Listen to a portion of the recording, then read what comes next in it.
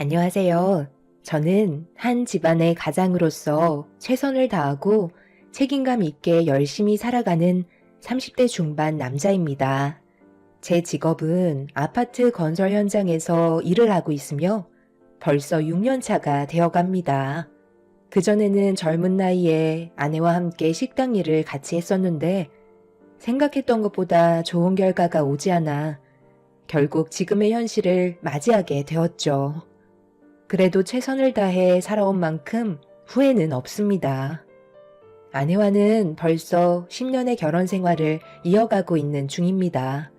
서로 20대에 만나 열심히 살아보겠다고 앞만 보며 쉬지 않고 달려온 것 같습니다.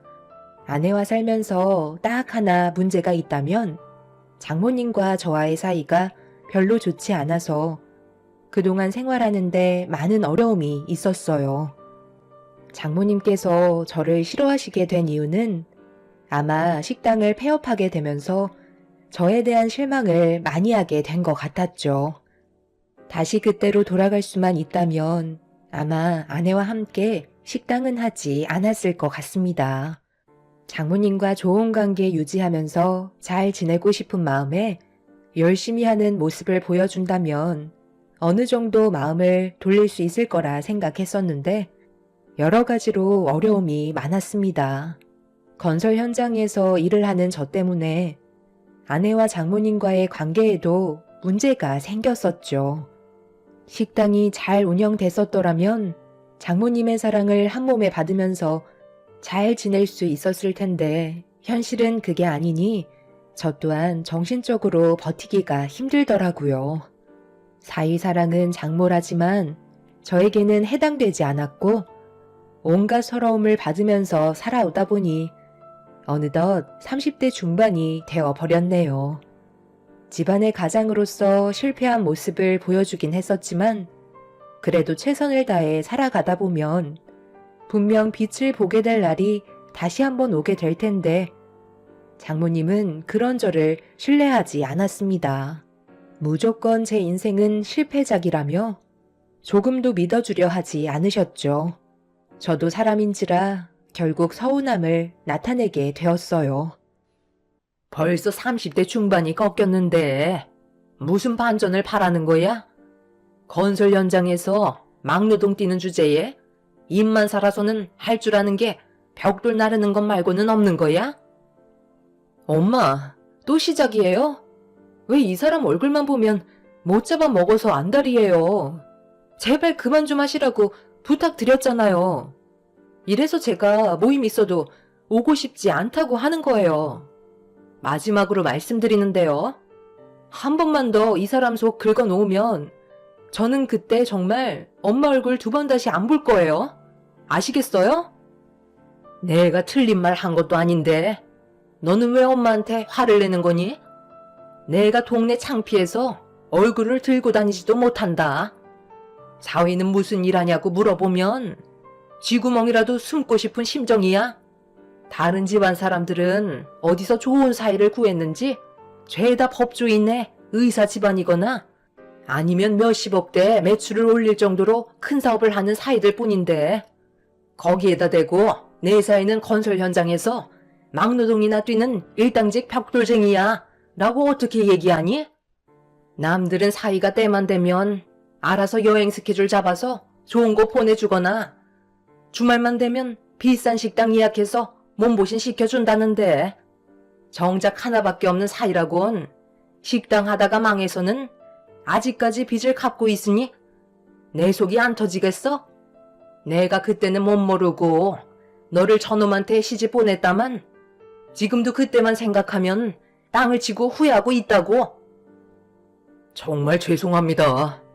저도 그때는 열심히만 하면 성공할 줄 알았었는데 제가 생각했던 거와 다른 방향으로 흘러가서 저 또한 마음이 좋지는 않아요. 지금은 그래도 빚도 거의 다 갚은 상태라 조금의 여유는 생겼어요. 앞으로 일 좀 잘 풀리면 저도 장모님이 원하시는 거 해드릴 테니 조금만 기다려주세요.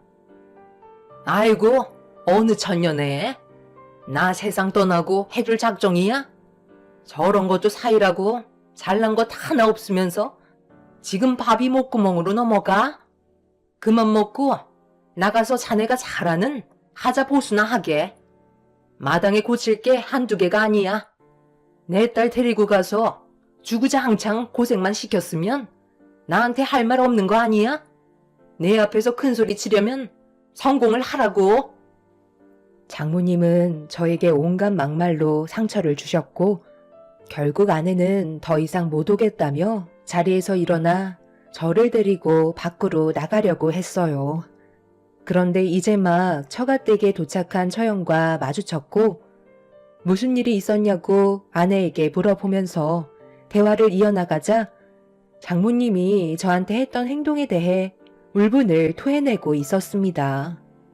처형도 제 편을 들어주며 좋게 풀어나가려고 애써주면서 할 말이 있다고 가족 모두를 한자리에 다시 모았습니다. 그렇게 처형의 입에서 나온 한마디는 결혼을 하겠다는 말이었고 그 말을 들은 장모님은 화들짝 놀라며 몇 번이나 재차 물어보셨어요. 처형은 준비가 되면 빠른 시일 내에 인사시키고 싶다며 결혼에 대해 확고한 마음을 보여주고 있었습니다. 장모님은 처형의 홍기가 이미 늦어버렸기 때문에 거의 포기를 하고 있었는데 예상치 못한 시기에 결혼이라는 말이 나와서 그런지 갑자기 눈물을 왈칵 쏟아내셨어요. 어떤 사람이냐고 쉬지 않고 물어보시는 질문에 침착하게 하나하나 설명을 해 주었고 사업을 하는데 억대 연봉을 벌고 있다는 말을 들을 수 있었습니다. 장모님은 억대 연봉이라는 말에 입을 다물지 못했고 최대한 빠른 시일 내에 초대 자리를 만들길 원하셨어요. 처형의 말로는 예비 형님이라는 분이 워낙 일이 바빠서 시간 내는 게 쉽지 않다며 여유 있는 시간이 될 때 일정을 알려주겠다고 장모님의 마음을 안달나게 만들었어요. 하루빨리 예비 형님을 보고 싶어하는 장모님의 기대에 부푼 얼굴을 보고 있는데 순간 저와 눈이 마주치자 저를 보며 한마디 하셨어요. 들었지? 억대 연봉이란다. 나이 차이도 얼마 나지 않는데 누구는 억대고 누구는 쥐꼬리만한 월급 받으면서 빚에 허덕이고 있으니 내가 잔소리를 안 하게 생겼어? 내 딸만 불쌍한 거지. 이래서 결혼은 신중해야 된다는 거야. 지영아, 이러지 말고 이참에 둘이 갈라서라. 네 언니가 분명 좋은 남자 하나 물어줄 거다. 억대 연봉 사업가인데 주변에 비슷한 조건을 가진 사람들이 얼마나 많겠어? 분명 결혼 안 한 총각이 있을 거야.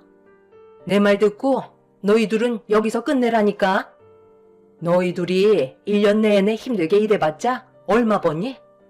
내가 알기론 연봉 6천도 안 되는 걸로 아는데 너희 언니가 데리고 오는 사람은 혼자서 1년에 억을 벌어온다잖니. 이게 얼마나 차이가 나는 건지 알아? 이래서 뭐든지 신중해야 되는 거야. 엄마 말 듣고 눈 한번 질끈 감으면 모든 게 만사형통 해결된다. 이참에 둘이 이혼해라. 엄마, 진짜 계속 그럴 거야? 이런 말까지 들으면서 더 이상 올 필요는 없을 것 같아요. 언니 미안한데 나는 모임 때는 이제 더 이상 안 오려고. 결혼식 때나 참석하던지 할 테니까 결혼식 일정 잡히면 얘기해줘. 지금도 이러는데 그때 되면 이 사람 대놓고 무시할 거 아냐. 오늘은 내가 엄마 딸인 게 후회스러울 정도야. 아이고, 너희들 안 온다고 했어. 내가 눈 하나 깜빡할 것 같냐? 억대 연봉 사이면 끝난 건데 더 이상 볼 필요가 뭐가 있어? 이번에 집에 가면 너희 둘의 관계 진지하게 다시 생각해봐라. 너는 엄마 말을 들어야 떡이라도 하나 더 생기는 거야. 언제까지 지질이 궁상처럼 살 건데? 제발 엄마 속 좀 편하게 해주면 안 되겠니? 아내는 더 이상 듣고 싶지 않다며 저를 데리고 집 밖으로 뛰쳐나왔어요. 그리곤 현관문 앞에 털썩 주저앉아 결국 눈물을 쏟아내었고 그 모습을 보고 있는데 제 마음도 말이 아니었네요. 제가 아무리 발버둥 친다 해도 연봉을 억대나 벌 수 있는 능력은 없기 때문에 장모님과의 관계에 회복은 힘들 것 같아 걱정이 많았습니다.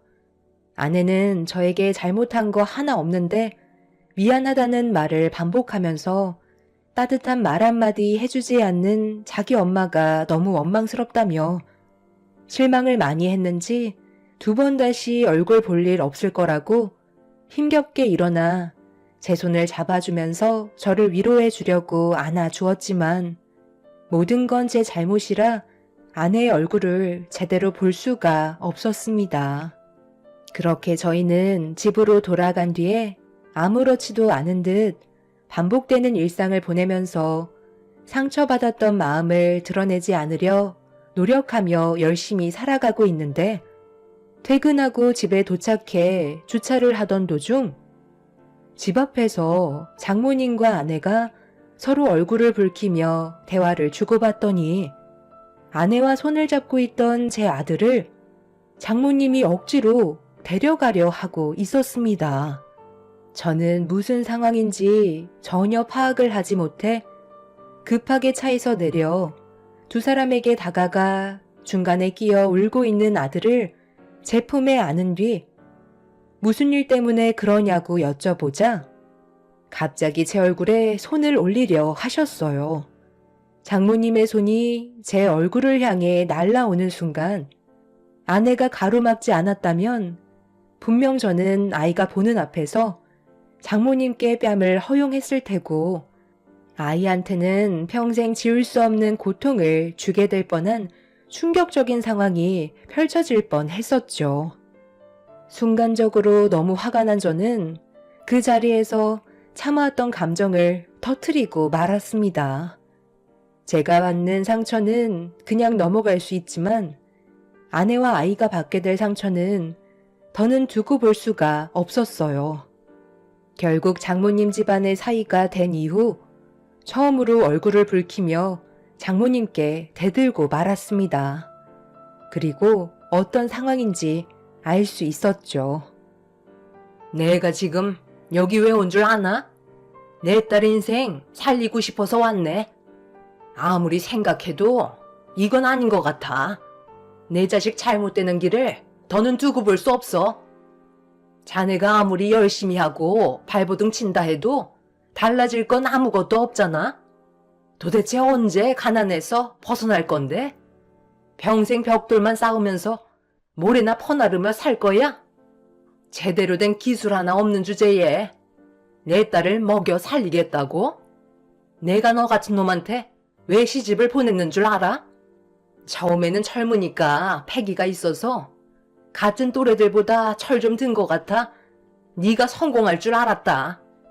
그런데 쉬지 않고 허우적만 거리고 있지. 실속은 하나도 없는 실패작에 불과했어. 불량품은 반품하는 게 맞는 거야. 내 딸이 뭐라는 줄 알아? 너랑 똑 닮은 자식 때문에 이혼은 절대 못하겠단다. 그래서 내가 둘 사이를 갈라놓으려고 손자를 데려가겠다고 하니까 절대로 안 된다는데 어쩌겠어? 힘으로라도 해결 봐야지. 그때 마침 자네가 나타난 거야. 어쩔 거야? 이혼할 거야 말 거야? 나는 내 딸을 다시 데려갈 테니 너는 네 자식 데려가라. 그리고 우리 이제 그만 엮이는 게 좋을 것 같다. 한 번뿐인 내 딸 인생 절대 망치고 싶지 않다고. 애지중지하며 힘들게 키워냈는데 너한테 시집간 이후로 고생만 하고 있잖아. 내 눈에 흙이 들어와도 내 딸은 데려가지 못할 테니까 너희들은 하루라도 빨리 정리하고 각자 인생 살아가도록 해라. 왜 이렇게까지 하시는 건데요? 저희는 지금 행복하게 잘 살아가고 있고 열심히 하다 보면 좋은 날은 분명 찾아올 거라고요. 그때까지 기다려주시는 것도 힘든 거예요? 저도 다 계획이 있는데 장모님이 이러실 때마다 저도 사는 게 너무 괴로워요. 제가 힘들게 꾸려온 가정이고 지영이는 제 아내입니다. 엄마, 이제 우리 정말 그만하자. 나 더 이상 엄마 딸로 살고 싶지 않아. 내가 엄마 딸이었던 것처럼 이 사람도 가족이 있고 시부모님한텐 많은 사랑을 받으면서 살아온 귀한 아들이라고. 그런데 엄마한테 이런 취급받은 거 보면 마음이 어떻겠어? 엄마가 하는 행동 똑같이 내가 시부모님께 받는다고 생각해봐.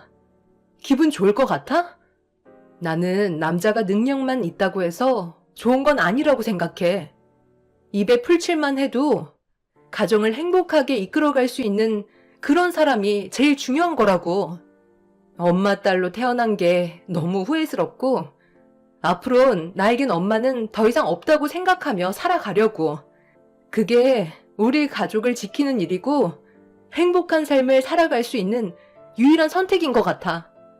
우리 이사하기로 결정했어. 그러니 2번 다시 내 앞에 나타나지 마세요.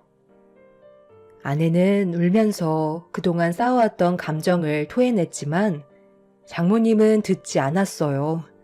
무조건 저와 아내의 사이를 끊어내기 위해 거침없는 모습을 보여주셨습니다.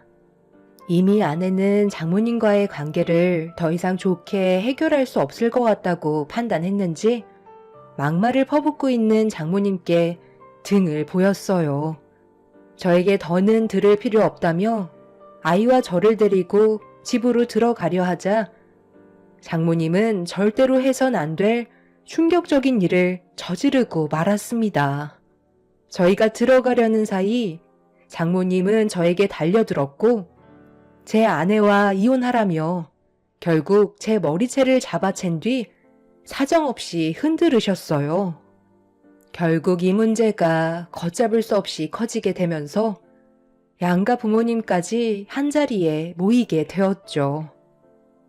지금 동네 창피하게 이게 뭐 하시는 거예요?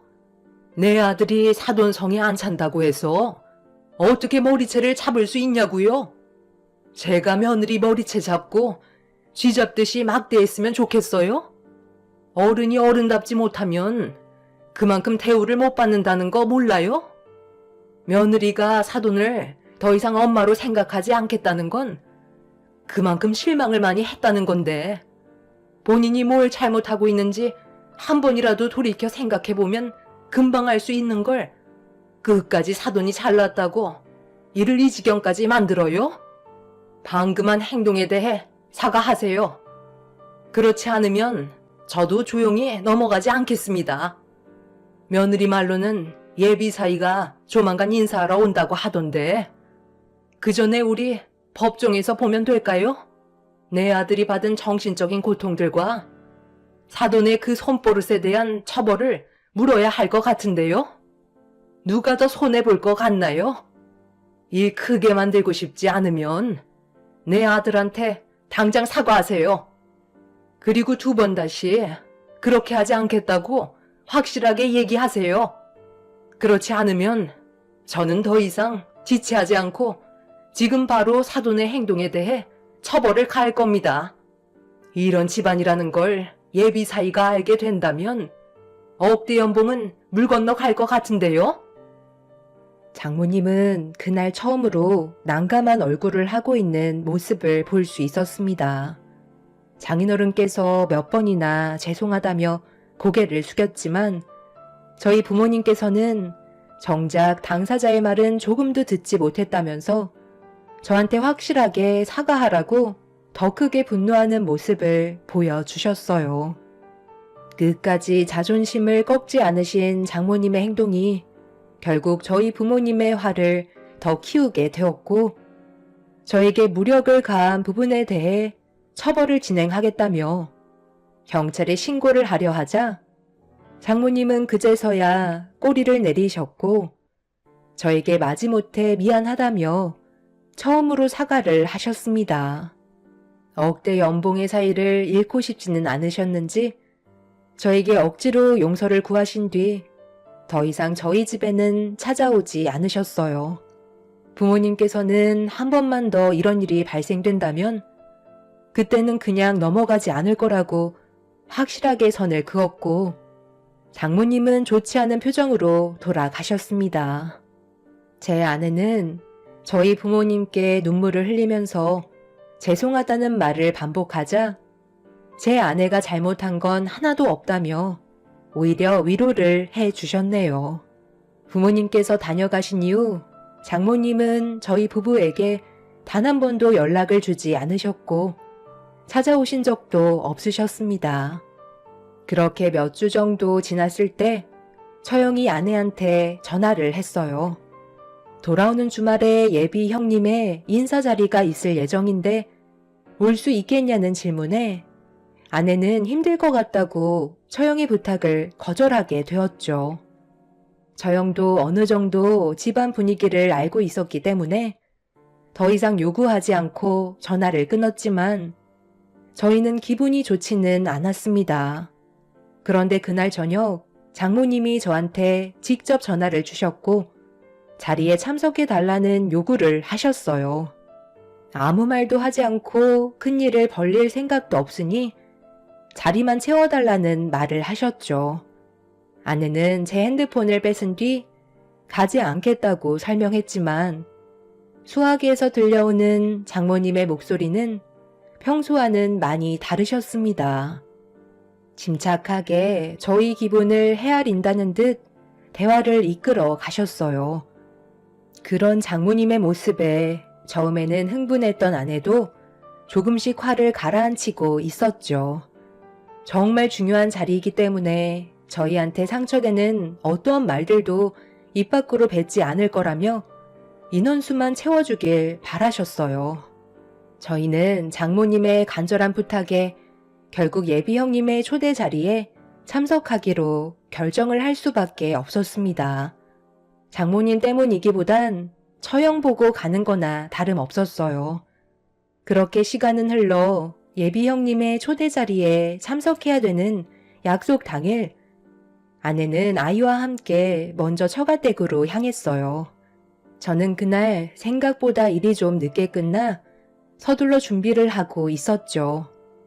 그렇게 현장에서 빠져나와 곧바로 집으로 가려는데 갑자기 저와 함께 일을 하던 직원이 제 차로 달려와 다급한 표정으로 문제가 생겼다며 서둘러 현장으로 다시 가주길 바랐어요.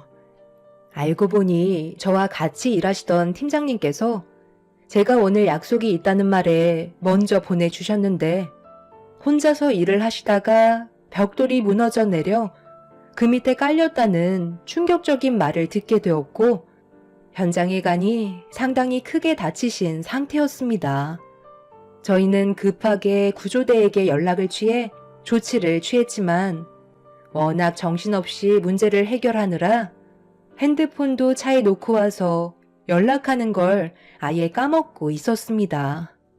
모든 상황을 정리하고 다시 차에 도착했을 때 아내에게는 수십 통의 전화가 왔었고 서둘러 다시 전화를 걸자 장모님의 심기가 상당히 불편해졌다며 초대 자리가 꽤 진행이 된 상태라 서둘러 와주길 바라고 있었어요.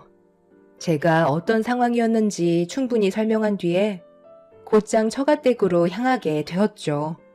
시간이 많지 않았기 때문에 집에 들러서 씻고 옷을 갈아입기에는 거리상으로도 너무 멀었기 때문에 어쩔 수 없이 작업복을 입은 채 처가댁으로 갈 수밖에 없었습니다. 그렇게 서둘러 도착한 저는 현관문을 열며 식구들이 있는 곳으로 걸어가는 도중 화장실에서 나오시는 장모님과 눈이 마주치게 되었고 제 모습을 보시자마자 경악을 하며 저에게 화를 내셨습니다. 지금 자네 꼴이 그게 뭔가?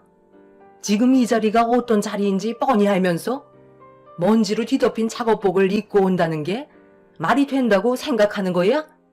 그리고 왜 옷에는 피가 묻어 있어? 머리는 땀에 쩔어서 안전모에 눌려있는 모습에 얼굴에는 먼지가 가득 묻어 있고 거기에다가 쉰내까지 나는데 지금 그 꼴을 하고 자리에 참석하겠다는 거야? 당장 나가.